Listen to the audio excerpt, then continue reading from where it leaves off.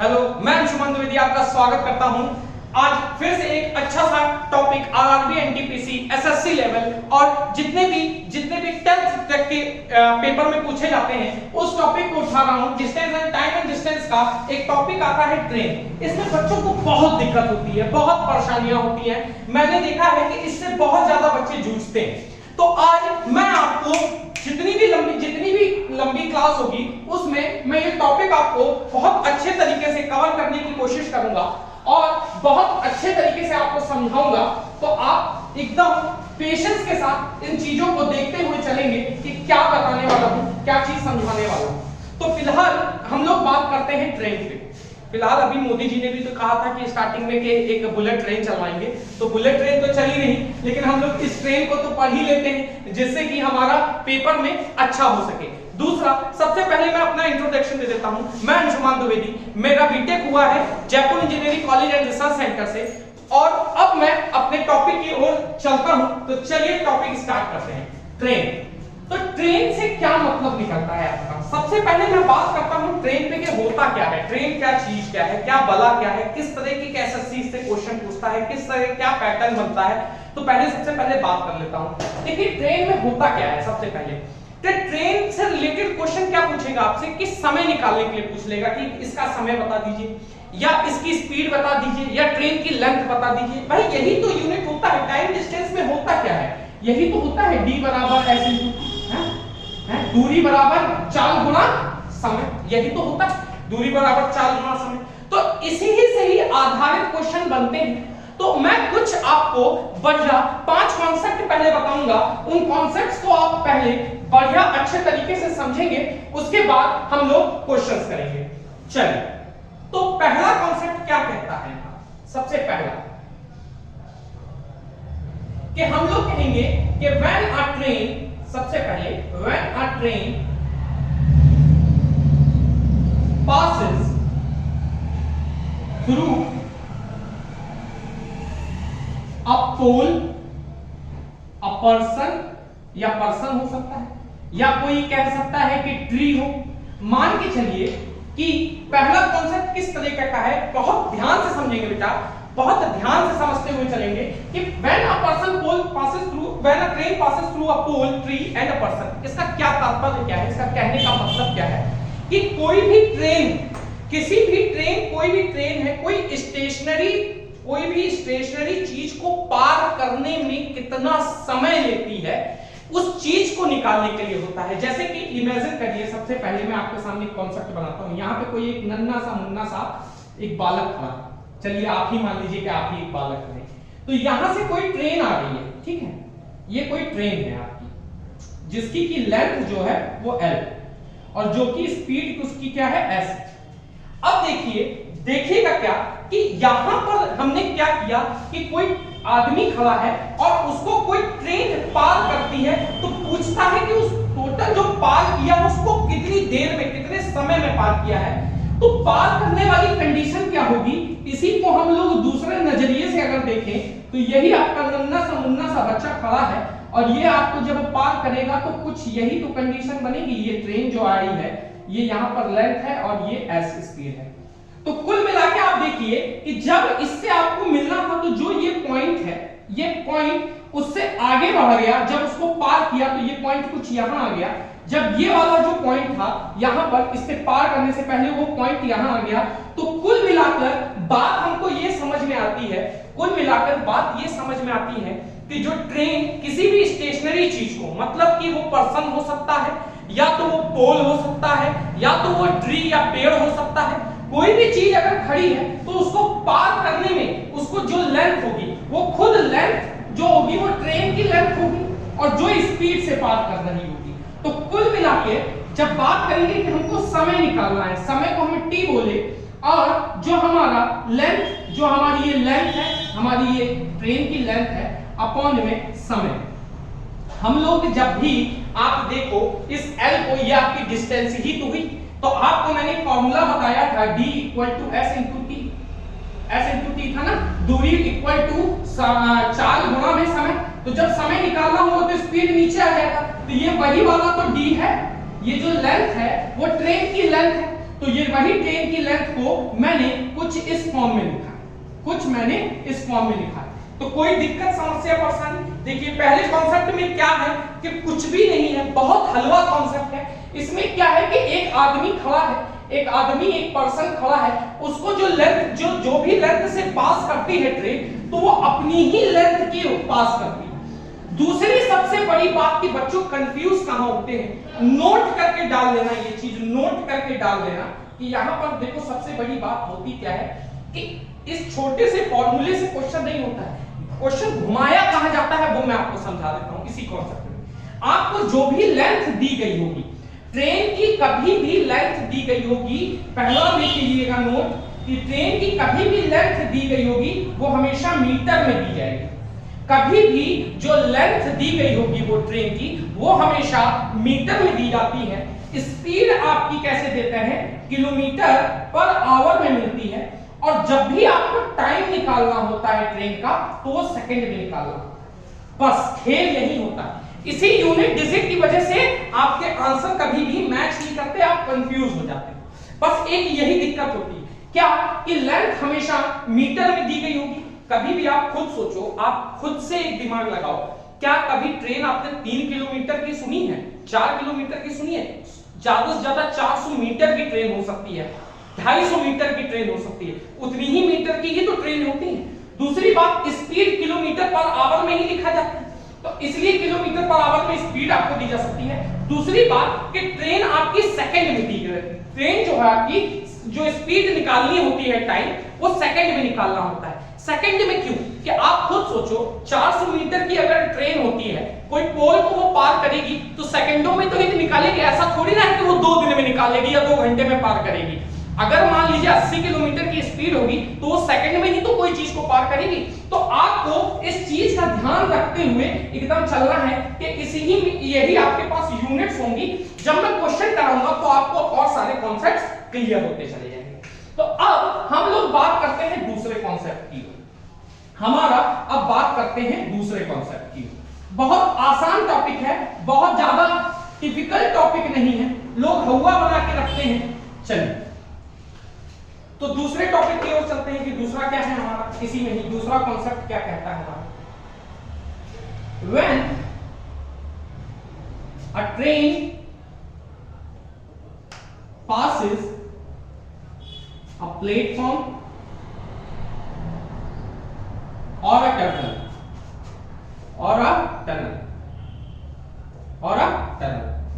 जैसे कि मान के चलिए कि कोई ट्रेन, जैसे कि ये मान लीजिए कोई हमारी ट्रेन, यहां पर कोई प्लेटफॉर्म हो सकता है या तो टनल हो सकता है, ठीक है, बात समझ रहे हैं? तो ये अगर हमारी ये जो लेंथ है, इस ट्रेन की लेंथ हम मान लेते हैं L1, और ये जो स्पीड जा रही है हमारी S स्पीड से जा रही है, और ये जो प्लेटफॉर्म की लेंथ है हमारी L2। जब हम इसको पार करेंगे तो कुछ कंडीशन हमारी ऐसी दिखेगी। जब हम इसको पार करेंगे तो कुछ ऐसा शो होगा।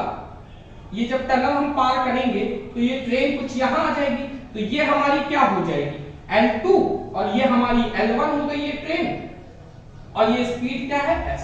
तो जब भी ऐसा क्वेश्चन बनता है कि प्लेटफॉर्म देखने को हमेशा मिलता है। दूसरी बात एक चीज और बता दूं, एसएससी के प्री के पेपर की बात बता रहा हूं, चाहे सीजीएल हो, चाहे सीएचएसएल हो, चाहे एमटीएस हो, चाहे एसएससी जीडी हो, चाहे कांस्टेबल हो, सारे पेपरों में ट्रेन से रिलेटेड एक क्वेश्चन फिक्स है। और एसएससी सीजीएल की बात कर दूं, मेंस के पेपर में 3 से 2 क्वेश्चन इसके फिक्स आते हैं, और ऐसा हो नहीं सकता है कि कोई पेपर में क्वेश्चन ना आए।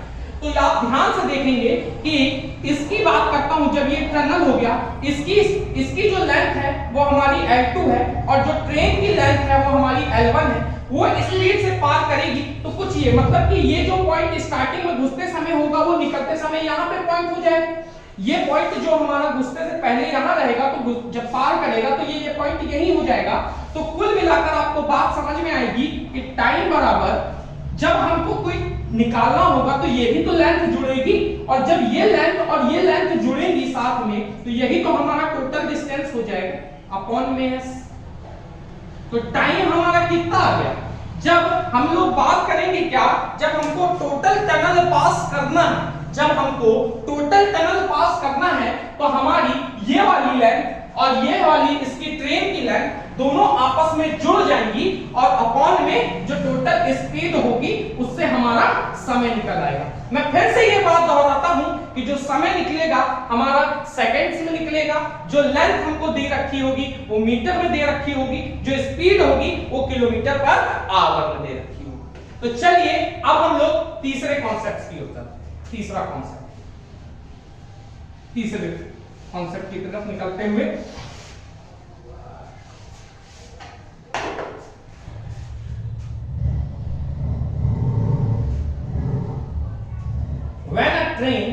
when a train passes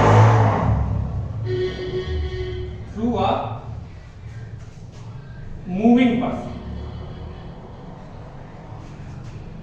when a train passing through a moving person, जब कोई चलता हुआ आदमी को ट्रेन पास करेगी। इसमें दो केस बनेंगे बेटा, ध्यान से समझेंगे।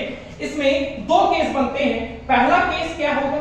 पहला केस क्या होगा जब हम पहले केस की बात करेंगे, और ये रहा तुम्हारा दूसरा केस जब सेकंड केस की बात करेंगे। ठीक, ये आपका पहला केस और ये आपका दूसरा केस। तो पहला केस हमारा क्या करेगा? जब इन अ सेम डायरेक्शन पे होगा। अभी बिल्कुल ध्यान से समझाता हूं, बहुत ध्यान से आप समझिएगा। और इन अपोजिट डायरेक्शन,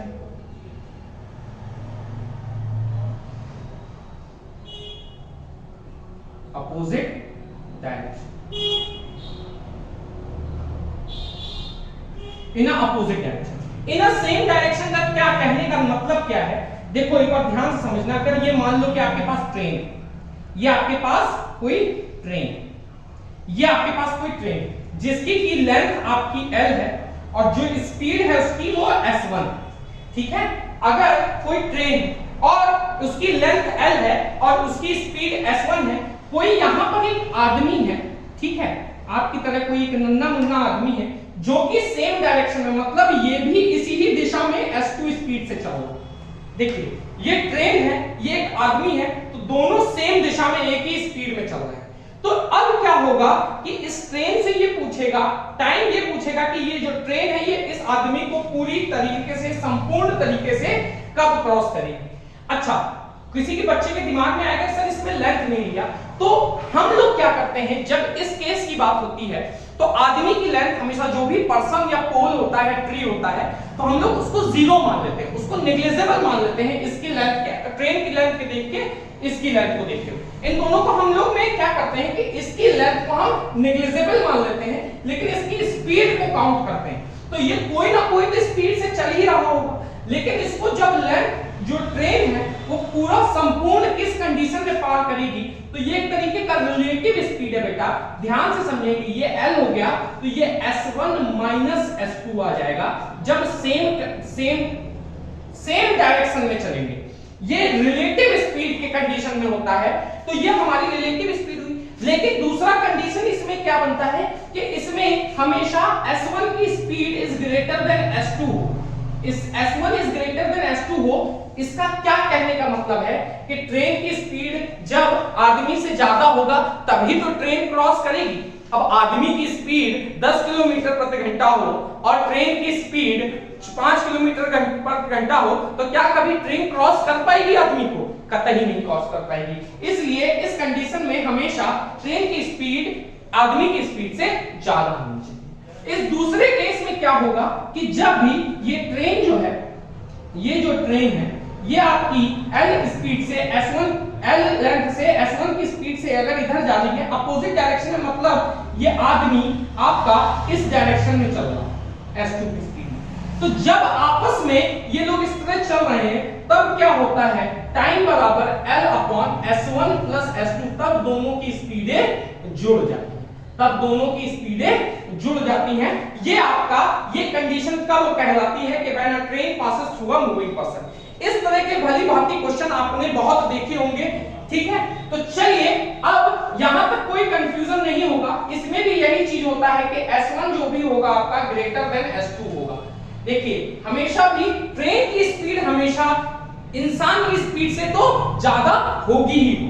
तो चलिए अब हम लोग चौथी कंडीशन की ओर चलते हैं कि चौथा कंडीशन हमारा क्या कहता है। यहां तक कोई आपको दिक्कत परेशानी समस्या नहीं होगी जहां तक कि मुझे लगता है। तो चलिए चौथी कंडीशन की ओर चलते हैं।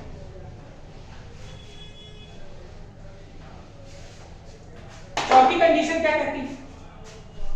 चौथी कंडीशन क्या कहती है? When a train passes through another train,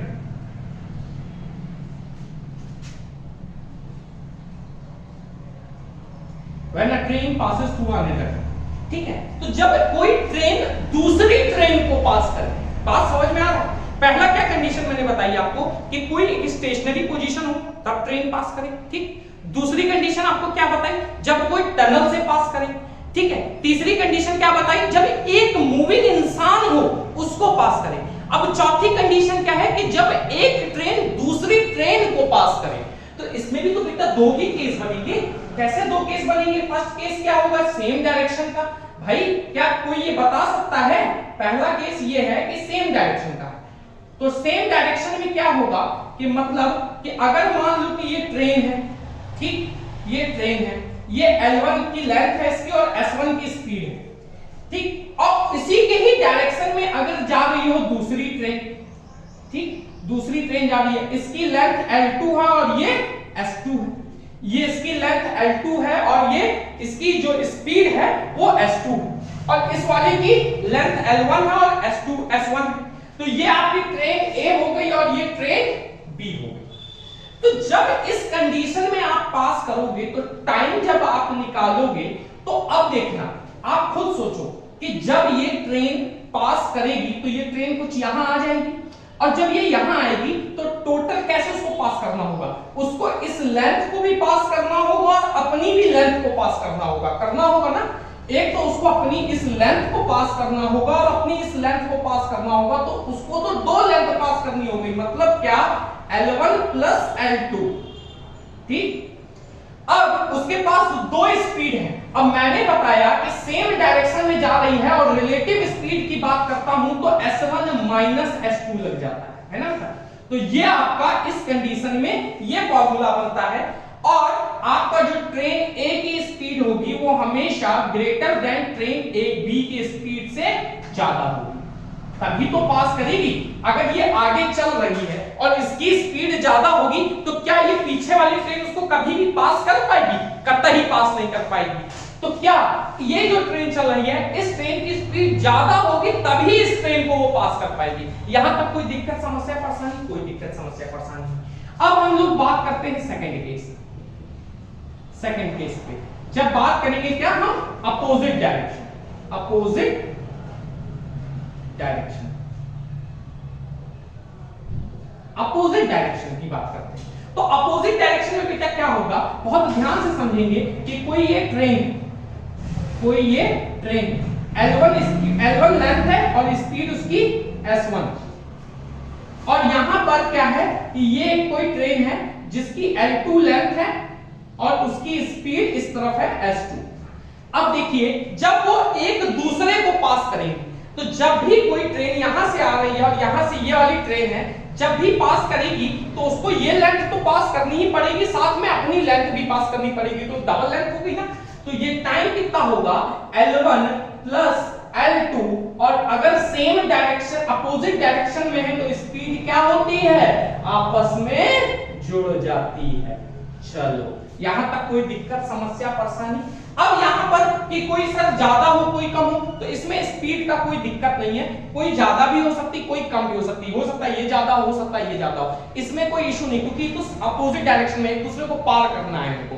लेकिन इस कंडीशन में जो होगी स्पीड वो ज्यादा होगी। तो चलिए अब मैं पांचवें कॉन्सेप्ट की ओर बढ़ता हूं। बहुत अच्छा कॉन्सेप्ट है, और ये जो कॉन्सेप्ट है कुछ मिलता जुलता तीसरे कॉन्सेप्ट से रिलेटेड है, लेकिन ये पेपर में वर्ड प्ले करता है। कुछ क्वेश्चंस पे आपने देखा होगा कि कभी-कभी आप पेपर में बैठते होंगे तो आपने ये चीज नोटिस किया होगा कि एकदम बेसिक लेवल का क्वेश्चन पूछ लेता है ना। जैसे कि मान के चलो वर्ड प्ले करता है, शब्दों के साथ खेलता है और कुछ नहीं करता है। जैसे कि मान के चलिए पांचवा केस क्या है? When a train passing through a person sitting on the another train। इसका क्या तात्पर्य क्या है कि मतलब कि कोई भी ट्रेन के अंदर कोई एक आदमी होता है। जैसे आप कभी भी रेल यात्रा किए होंगे, कभी भी बचपन में या अभी भी, तो आपने एक चीज नोटिस किया होगा कि जब कोई ट्रेन क्रॉस करती है तो आप ट्रेन के अंदर बैठे रहते हो, है ना, तो कोई ट्रेन सट से क्रॉस कर जाती है। तो ये पूछ रहा है कि आप जहां भी बैठे हो ट्रेन में, तो आगे वाली ट्रेन को पास करने में टोटल कितना समय लगेगा।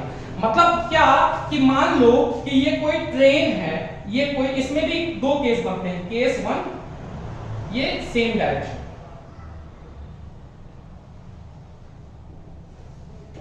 ये मान लो कि कोई लेंथ L है, ठीक है, ये कोई L लेंथ की है ट्रेन।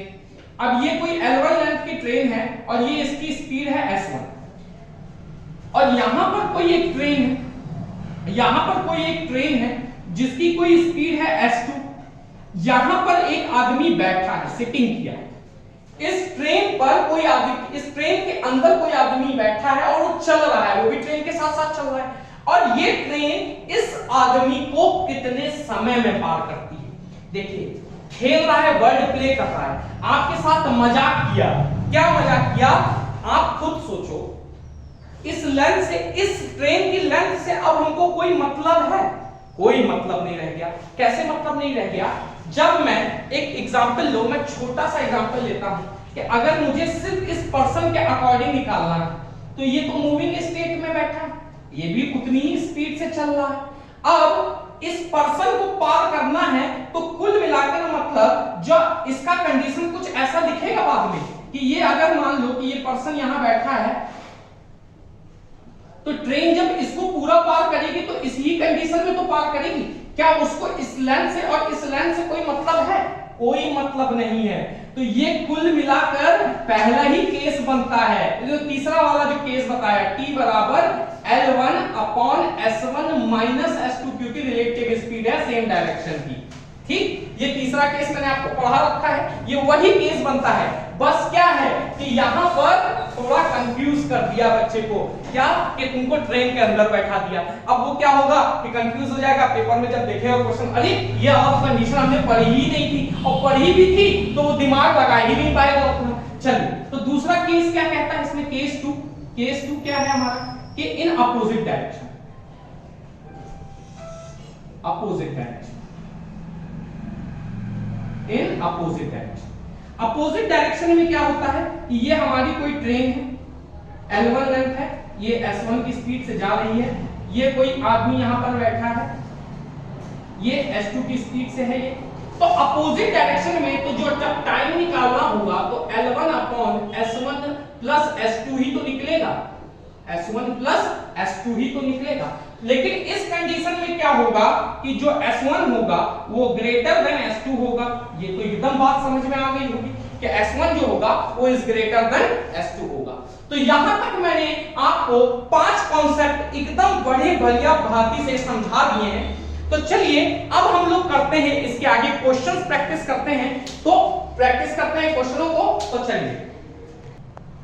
तो चलिए अब हम लोग कुछ क्वेश्चन करते हैं। पहले देख लेते हैं कि कौन सा क्वेश्चन किस समय पे आया है। ठीक है, तो ये वाला क्वेश्चन जो आपका है, ये क्वेश्चन नंबर 2 अलग है, क्वेश्चन नंबर 1 अलग है। ये क्वेश्चन नंबर जो 2 है ये आपका एसएससी 2012 का क्वेश्चन है, और ये वाला जो क्वेश्चन है ये तो एक नॉर्मल क्वेश्चन है जो कि आप सिंपल तरीके से कर सकते हैं, लेकिन ये एसएससी 2012 का क्वेश्चन है। कॉन्सेप्ट जैसा समझाया है सिर्फ वैसा ही वैसा करना है, उससे ज्यादा आपको कुछ भी दिमाग नहीं लगाना है। ये कह रहा है कितने समय में 280 मीटर लंबी रेलगाड़ी किसी व्यक्ति को पार करेगी यदि रेलगाड़ी की गति 63 किलोमीटर पर आवर। तो क्या ही दिक्कत है इसमें, बताना बेटा इसमें क्या दिक्कत है, आप खुद बताओ कि टाइम बराबर क्या कि लेंथ अपॉन स्पीड। तो लेंथ 280 अपॉन ये कितना दिया है 63 किलोमीटर पर आवर, 63।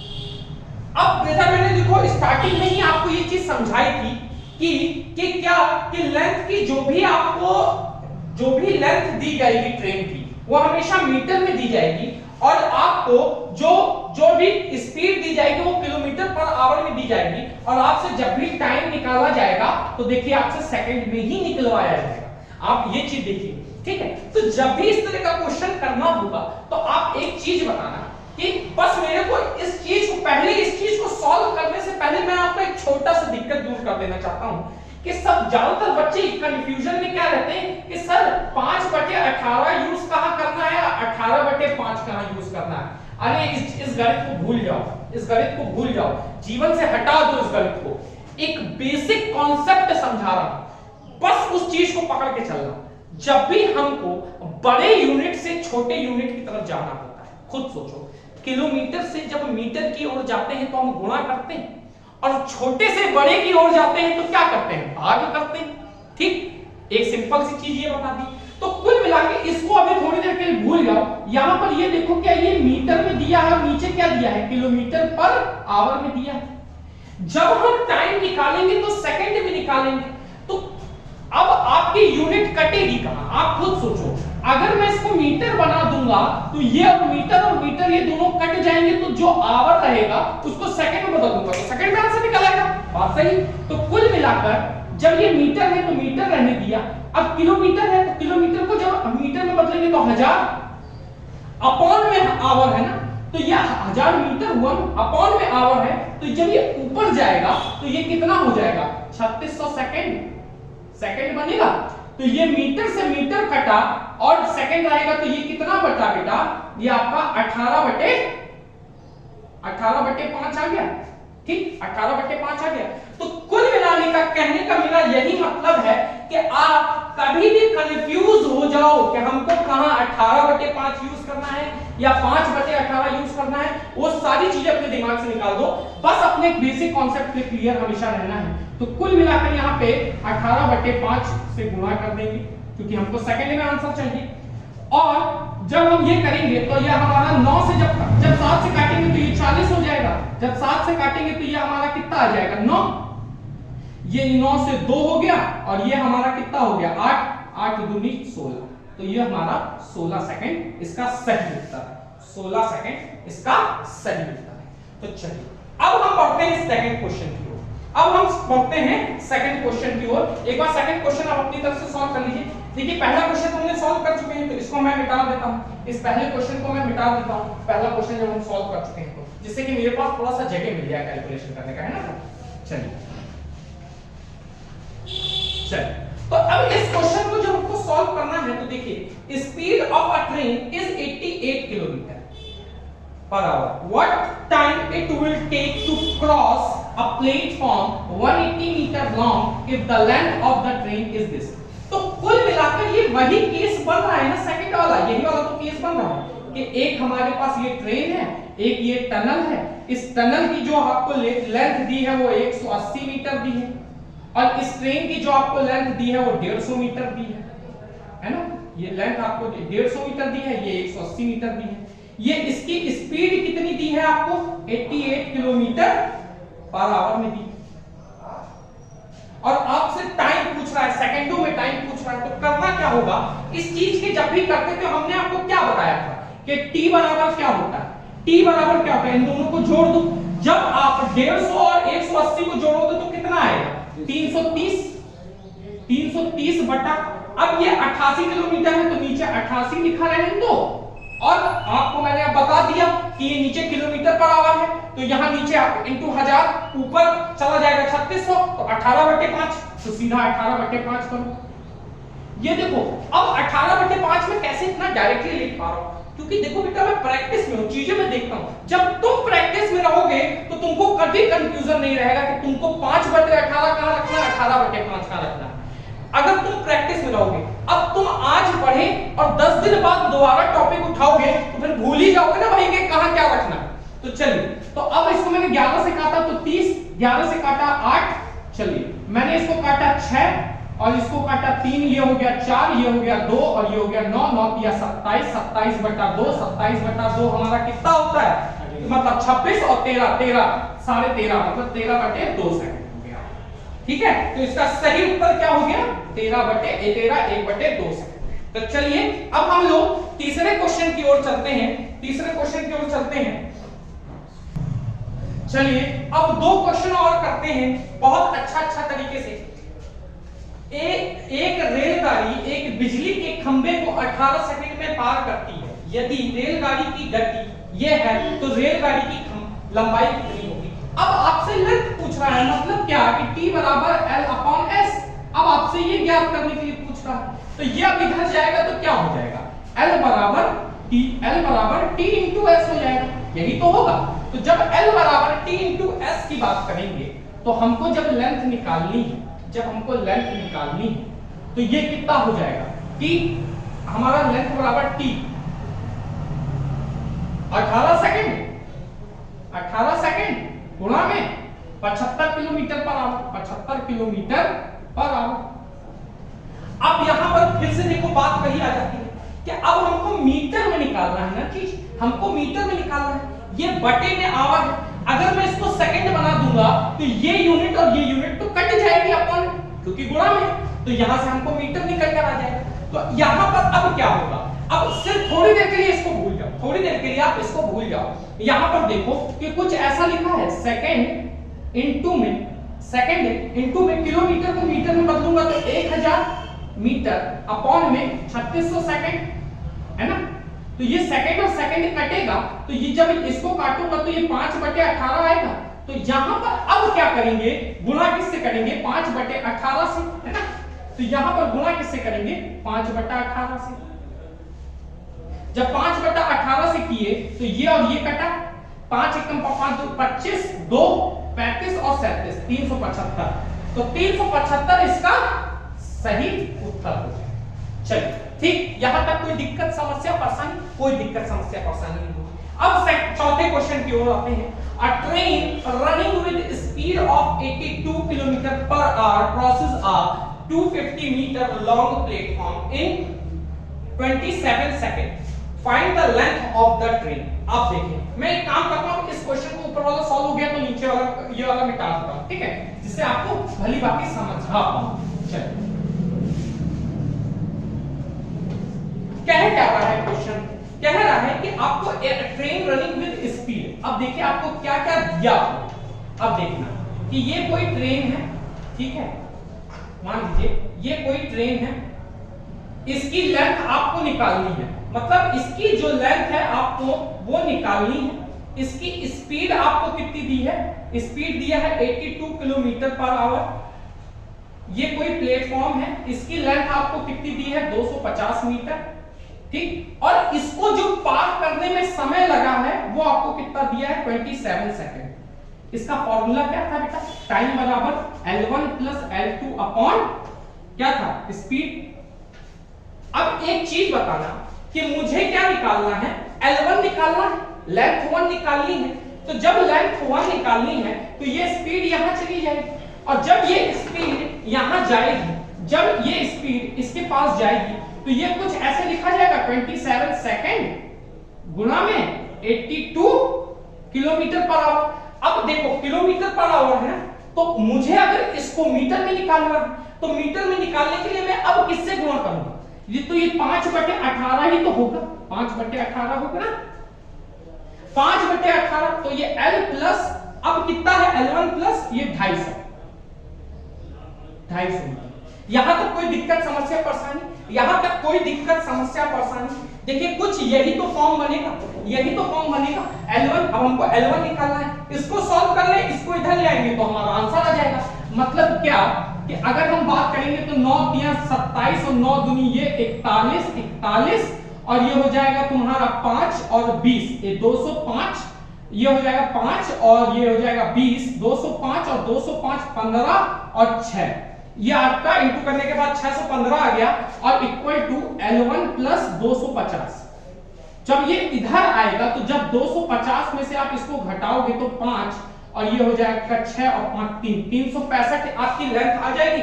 तो 365 आपकी ट्रेन की लेंथ निकलकर आ गई। चलिए अब हम लोग नेक्स्ट क्वेश्चन करते हैं। चलिए एक और अच्छा क्वेश्चन करते हैं, अब मजा आएगा धीरे धीरे क्वेश्चनों को करने में। तो चलिए इस क्वेश्चन को पढ़ते हैं। 69 किलोमीटर पर आवर की चाल से चल रही एक रेलगाड़ी अपने से 2 गुनी लंबी वाली प्लेटफॉर्म को 36 सेकंड में पार करती है। प्लेटफॉर्म की लंबाई क्या है? 2 गुना लंबाई। इसका क्या तात्पर्य क्या है बेटा, एक बार ध्यान से समझेंगे, ठीक है। अब देखो आपको क्या क्या दिया हुआ। सबसे पहले आपको रेलगाड़ी की जो स्पीड है वो दे दी है 69 kilometre per our, 69 kilometre per our, ठीक है। चाल दे दी, रेलगाड़ी अपने से 2 गुनी लंबी वाली प्लेटफॉर्म को 36 सेकंड में पार करती है। तो आप खुद सोचो, ये अगर ट्रेन है, ठीक, ये ट्रेन है, ये प्लेटफॉर्म है, ठीक है। अब क्या है, अपने से 2 गुने लंबे वाले प्लेटफॉर्म, मतलब अगर मैं मान लूं कि इसकी लेंथ L है और अपने से 2 गुने, मतलब ये हमारी कितनी हो सकती है, 2L हो गई। और जब ये 2L हो गई तो फॉर्मूला हमारा क्या बनता है, T बराबर L1 प्लस L2 अपॉन में S1, S जो स्पीड होती है। अगर मैं इस L और इस L को जोड़ूंगा तो कितना आएगा? हमको निकालना क्या है, प्लेटफॉर्म की लंबाई निकालना है। हमको टाइम भी दिया होगा 36 सेकंड, मतलब हमको टाइम भी दिया हुआ है, तो टी भी हमको दिया हुआ है। तो जब मैं इसके आगे फर्दर सॉल्व करूंगा, तो 36 सेकंड बराबर में जब ये L और ये L जोड़ेंगे तो कितना बनाएंगे, 3L अपॉन में। कुल मिला के बात समझना, ये L1 होता है और ये कितना होता है, L2 होता है। तो L1 हमारा जो ट्रेन की लेंथ है, ये ट्रेन की लेंथ है, ये हमको L दी है, और L2 मतलब जो प्लेटफॉर्म की लेंथ है वो 2L है। हम लोग जोड़ते ही तो है, तभी तो 3L आया। अपॉन में स्पीड कितनी दी है, 69 किलोमीटर पर, 69 किलोमीटर पर। जब ये इधर जाएगा तो 36 गुना 69, अब किलोमीटर पर आवर है ना, तो किलोमीटर पर आवर के लिए हम क्या करेंगे, जब ये किलोमीटर है और ये हमारा सेकंड है, तो यहाँ पर भी सेकंड बनाना पड़ेगा। तो ऊपर 1000 रहेगा, नीचे 3600, तो 5/18 आ जाएगा, तो 5/18 आ गया सीधा। तो ये हो गया तुम्हारा 3L, 18 दूनी 36, और ये हो जाएगा तुम्हारा 2 और 3 23, और ये 5 दूनी 10 और 230।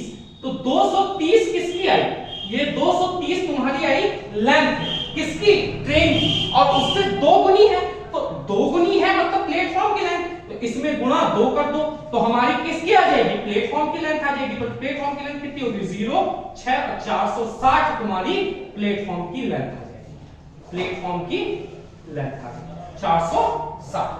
ठीक, यहां तक कोई दिक्कत नहीं।